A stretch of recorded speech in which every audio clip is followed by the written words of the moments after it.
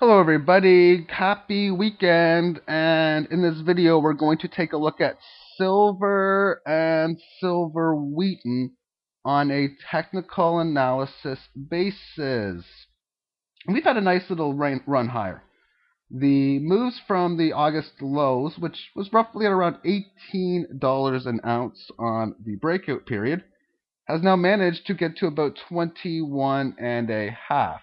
That's about a 3.5% move, and on 18 that's about a 20% gain. We can see here that from the low it's a little over 20%. And the rally has been, I've been saying, very boring. And there's nothing wrong with a boring rally because when it's all said and done, it is only price that pays. But the reason why it has been a boring rally is because really every day has been the same over the last 5 weeks. Up 1% or up 1.5%, maybe even 2. The odd day you will have a correction through time, maybe 2 or 3 days we correct through time, and the very odd 1 or 2% retracement. We have yet to have had a major retracement as of yet. It's going to happen. There's going to be significant retracements, but the question is, when is it going to be the case? Will it be now when we're at the 21.5 to 22 level? Will it be when we hit 24 or 26 or 28? I'd like to say that nobody knows, but instead I'd like to say hardly anybody would know what the top is going to be. So the question is, where are we now? Where were we, and where do we have the potential to go towards? Well, where we are now is that nice move higher, which is from the breakout of the resistance and this downtrend line, very, very bullish. Where we were is in 2009, we had a upward trend which was very bullish, seeing it go from the low of what was even below here at 8.5 upwards to about over 19, a gain of over 100%. And then within that time frame, it managed to consolidate through time. And there's the consolidation, about a year in duration. And when you're in a time consolidation of this type of magnitude, the longer you are in it, usually speaking, the bigger the breakout or breakdown is going to be. And in this case, it is a breakout, as it is clearly trending higher. Now, this 50-day low indicator, the direction, this tells us what percentage silver is higher from where its 50-day low happens to be. Therefore, it is impossible for this to go below 0%, because if you're at below, you'll be at 0%. And what I like about this is when it's close to the bottom on here and you look for a breakout, this can give you indicators for when to get in on a particular long position. It broke a resistance point in here on the earlier part of 2009, right towards this bottom. Even if you went breaking this resistance level in here, it got a nice little gain. The next one was a breakout of this resistance level in here. You can see again that it had a nice little gain. The next one that it had was a breakout from, well, it was right in here. It broke this resistance level, and this one was a losing trade. Not every time you see something on a technical level to go long, to go short, to sell, to cover, is it going to give you a correct trade, but technical analysis is going to work for the most part. So say, for example, you took this trade in here and you lost. Where's your stop loss? There are different technical tools you can use. One is, say, use the Fibonacci. Well, what I want to do is I want to put my Fibonacci below 61.8% from this high to this low. So maybe you put your stop loss somewhere below here, and then you would end up getting a small losing trade.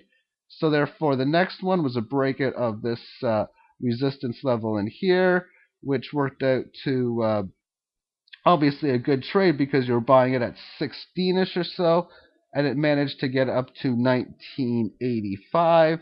And then the next one we just had was posted on the blog earlier at night at 1860, a breakout of this resistance level, and obviously it's had a significant gain.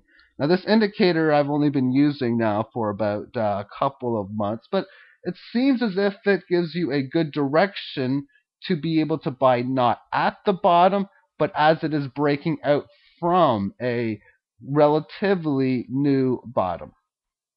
So now what we're going to do is take a look at this chart, but with fewer candles. This goes back to the earlier part of 2010.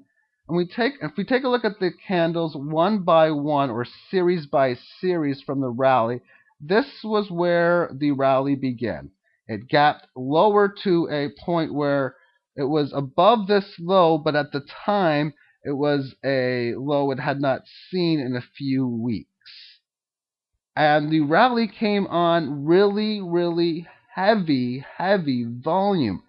Now, it wasn't heavy in comparison to what it was like a year ago or 8 months ago, but in comparison to its range, it was very big volume. The volume's not shown here. I'll quickly go over the volume within this video, just explaining what's going on within it. So what we're going to see within these candles is two upward trend candles at the start of this rally.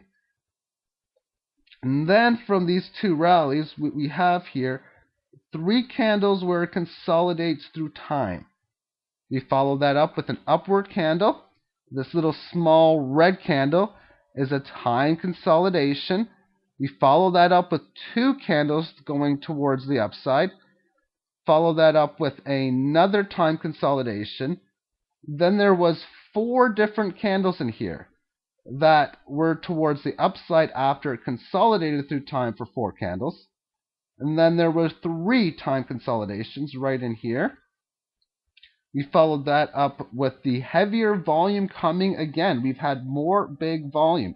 Right in here we had a big candle. We followed that up with the consolidation on Thursday.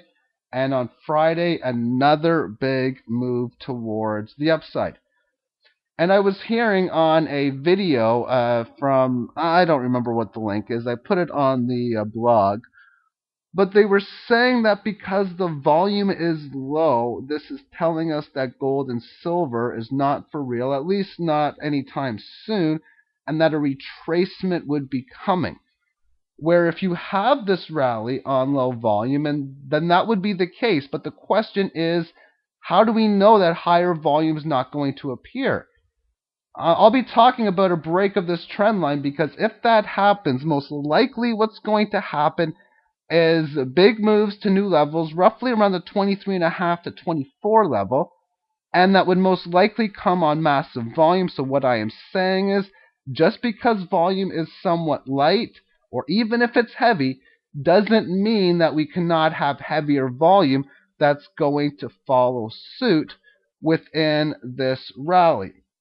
Now, as far as some key support levels, the level of about 1750 was massive resistance and support. On two different occasions, it was resistance, and then it's support once, support twice, 3, 4, 5, 6, 7 times. The 17.5 level was major level of support. Now, as far as the resistance level, I don't have previous days, but it works out to 1950 or so being a significant resistance point that this would have traded within. So what we're going to do is calculate some Fibonacci. We'll use the automated tool to calculate this. We'll put 1750 in as a low and 1950 in as a high. And these are the upside moves in here. This is an exponential level, and these level 2, 3, 4, these are just different mathematical formulations that I have came up with. So how the validity of it works, I'm not too sure. But we'll say 2080 to be the 161.8 level, and then 22.5 to be the next level after that. So 2080 would mark us roughly in towards this area here, where it consolidated through time for quite some time. But what's very impressive about it is it got above it and then found support at it for about 3 days. That is very, very big. So there's more reason to assume that we could go up even more. Just because it's up too much doesn't mean that it's going to stall now. Yes, it very easily could, but it doesn't mean that's going to happen. When we start to have some serious retracements, calculate the Fibonacci from 18, I think. 18 as the low, and then whatever the high happens to be. So we'll go back to the Fibonacci again. We'll put in 18 as the low, and we'll put in for now 21.5. So if we start to stall now, we start to sell off, where are we looking to find support? The answer is at 20. It's not that big of a technical level. In this case, it would be, but it is also psychological. So if we start to retrace, you'd want to find some support at 20, and then again at 19.25. But if it goes up to 24, those numbers change. That number would change to 21.50. And considering that 21.50 area was a huge, and still is a huge level of resistance, a lot of times on breakouts, what I've been noticing is that these key Fibonacci levels just happen to magically or coincidentally work out to key support resistance levels. So therefore, on a big breakout, I would be thinking 24 would be the next target. As, like I've said before, if you break a Fibonacci level, you're supposed to find resistance. Expect to go to the next significant area. I'll talk more about that on the silver Wheaton, as I'll be talking about that very momentarily, actually. So now what we're going to do is we're going to take a look at this chart on the 15-minute time frame using the ETF SLV. These prices are about 2.2% lower than what the COMEX prices happen to be, but it mirrors the price of silver very well, and it gives us intraday time frames. So we're going to look at uptrend lines mainly now, because there's really not much to concern ourselves with the downtrend line. As far as an uptrend line was this uptrend line was concerned here, it found resistance at it once, found resistance at it again. Again, it got above it, found support right there. So that's a very, very bullish outlook. If we have any retracements, that area is an area you could look for as a possibility where we may encounter some support. The most obvious one is this one in here, which really goes back to about the 9th of August. And any significant gap higher that we have will take us above this uptrend line. And this is a very, very massive range as far as one. It's been in it for a decent amount of time, close to 2 months now. 2, it's got a large percentage gain towards the upside, meaning it's moving very, very, very big towards that upside target. And 2, you break it to the upside in here.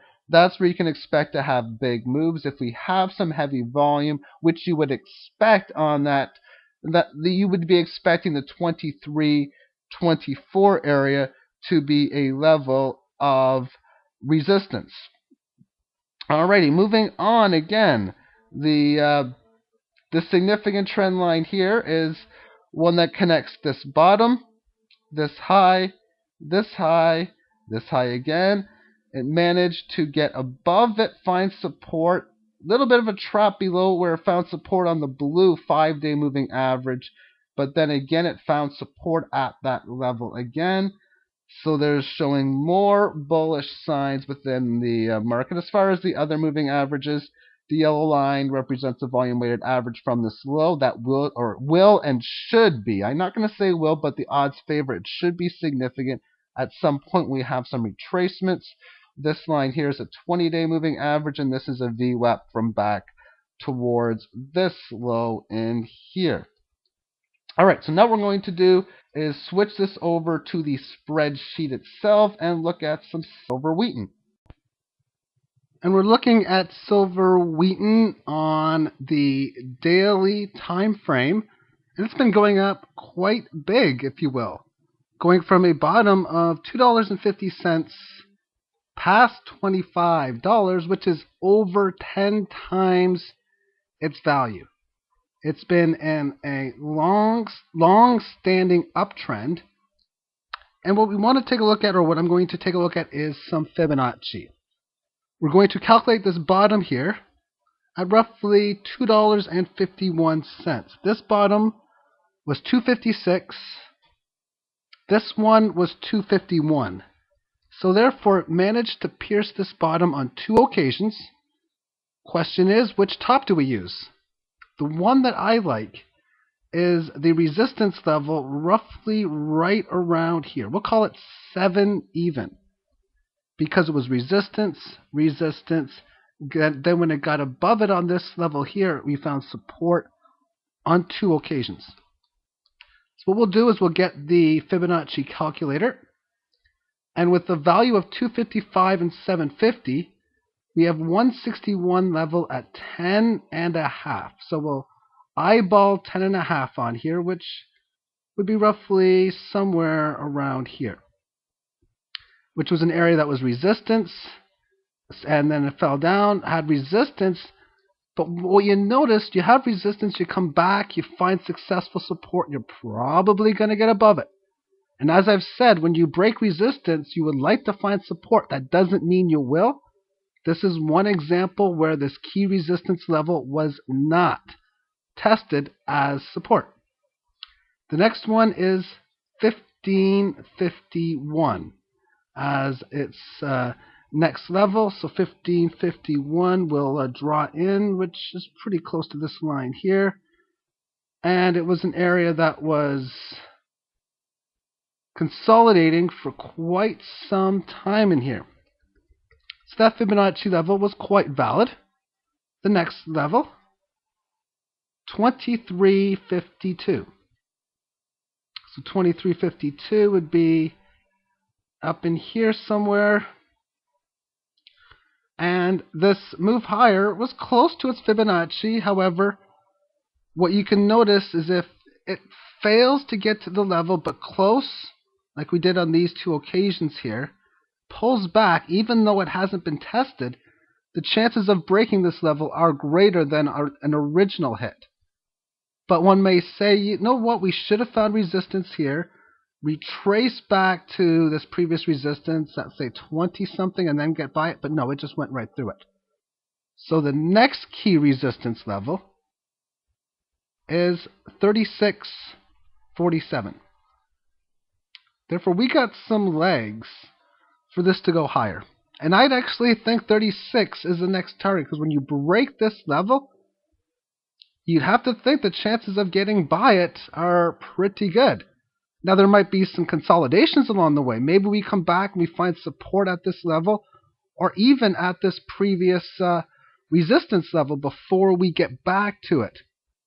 But generally speaking, when you have a nice breakout of a level like you do here, the next key level is going to come into play. Now, if it doesn't, then this is going to cause one huge bull trap. So a big move should happen, whether it's the big move to 36 towards the upside, or a big move to the downside, which would most likely be towards this 16 level, if this is a failed move. Now with silver on its way higher, at least the fundamentals for it to be that way, I would have to say the chances would be good of it going to that 36 area. It has been overextended on here. Let me just grab a regular line. We do need to have a pullback, or the odds would favor one.